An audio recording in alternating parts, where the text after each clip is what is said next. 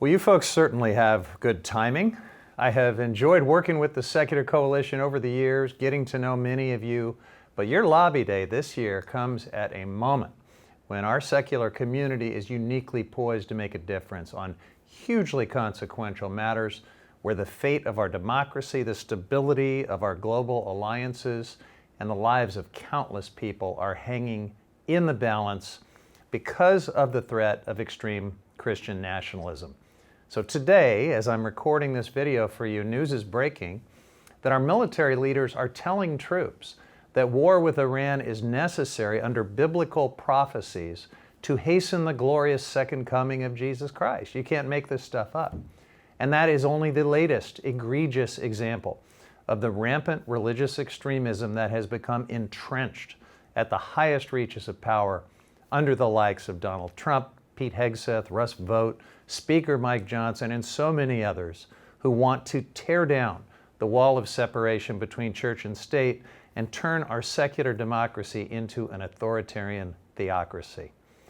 So, as you make your rounds this week, I hope you feel the importance of this moment and the unique responsibility we have as secularists to lead the country through this crucible.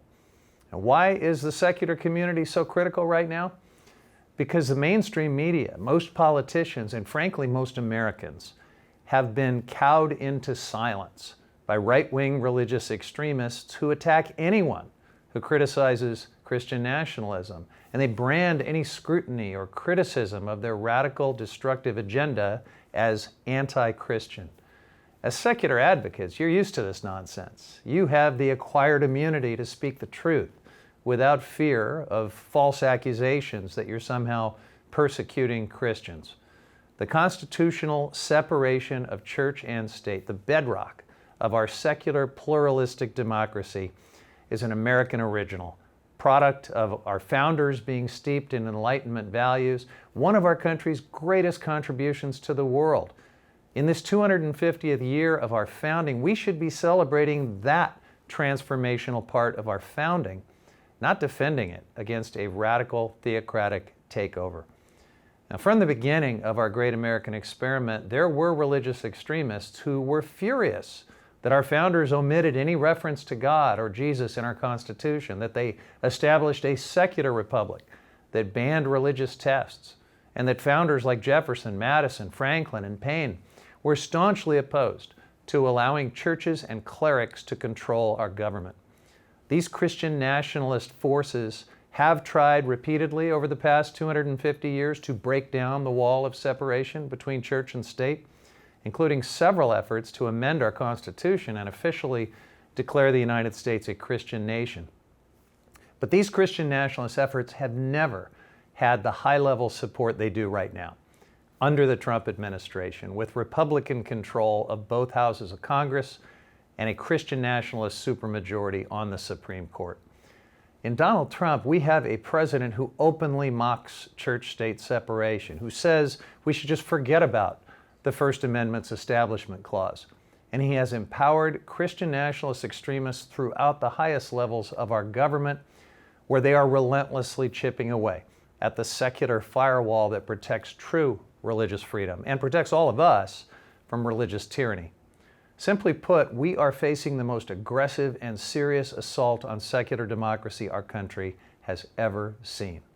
Now, I know you're all here this week to lobby against Republicans' so-called Free Speech Fairness Act that would mindlessly gut the decades-long Johnson Amendment, the rule that has kept faith leaders out of campaigns and elections for over 60 years.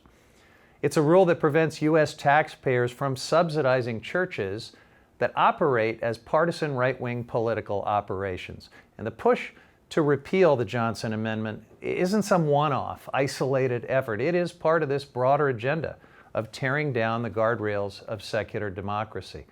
This bill is not just a bad idea. It is a fabricated solution to a problem that does not exist. Americans can already discuss political issues in places of worship or anywhere else. They can host candidate forums as long as those forums are open and nonpartisan. The only thing faith leaders cannot do and should not be able to do is endorse or oppose specific political candidates from the pulpit. Now, that's a reasonable line to hold, especially for institutions that don't pay taxes, because they're supposed to be churches, not an arm of the Republican Party. And it's the same rule that we apply to all other nonprofit entities. If they want to keep their tax-free status, they stay out of partisan politics. Why should we treat churches any differently? If this bill passes, it will open the floodgates to a new dark money loophole that the government currently has no way to track or regulate. Houses of worship already operate under much looser rules than other organizations. We often have no idea where their money really comes from. And so repealing the Johnson Amendment would make that problem dramatically worse, handing wealthy donors yet another avenue to pour money into elections through churches and then letting them write it all off as a tax deduction. The Johnson Amendment has protected the integrity of our elections for 6 decades. We cannot afford to lose that now, especially as Trump is doing anything and everything he can to rig our elections. Now, I opened with how uniquely important you are as secular advocates, but the good news is you're not alone. You have allies here in Congress more than ever before. As you may know, I co-chair the Congressional Free Thought Caucus, and I am so proud to lead our work on protecting the separation of church and state. Our membership has doubled in recent years, and our coalition continues to grow, but there is always more ground to cover. So every new member we add strengthens our ability to fight this fight from inside Congress. And I hope that you will make that case to your representatives as you make your rounds this week. Urge them to join us. Thank you, folks, for showing up this week, for speaking out, for refusing to back down. We need the Secular Coalition today more than ever.